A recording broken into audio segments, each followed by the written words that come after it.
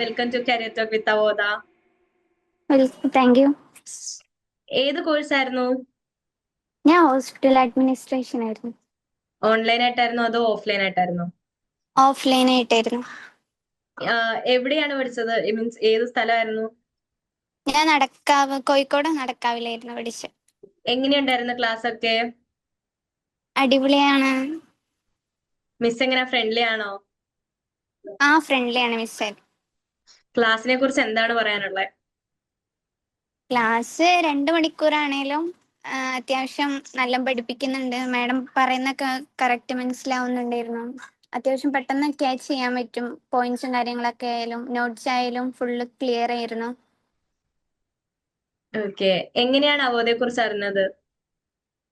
ഞാൻ ഇൻസ്റ്റഗ്രാമിൽ ആഡ് ഉണ്ടായിരുന്നു. പിന്നെ അതേപോലെ ഒന്ന് രണ്ട് ഫ്രണ്ട്സ് പറഞ്ഞിരുന്നു ഇങ്ങനെ കോഴ്സ് ചെയ്തെടുക്കുക, അങ്ങനെ ചോദിച്ചപ്പോൾ ഓരോരോ ഇത് ഇൻസ്റ്റിറ്റ്യൂഷൻ നോക്കിയിരുന്നു. അങ്ങനെ രണ്ടാൾക്കാർ ഇങ്ങനെ പറഞ്ഞു ഒരു ഇൻസ്റ്റിറ്റ്യൂഷനെ പറ്റി. പിന്നെ കുറെ സെർച്ച് ചെയ്തു. അപ്പൊ ലാസ്റ്റ് പിന്നെ ജോയിൻ ചെയ്യാൻ തീരുമാനിച്ചു. ഓക്കെ.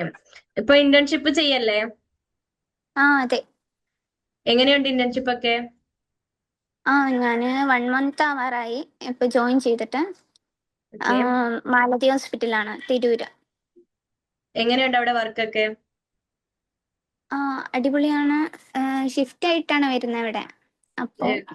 1 വീക്ക് ഷിഫ്റ്റ് ആയിട്ടാണ് വരിക. നൈറ്റ് ഉണ്ടാവും.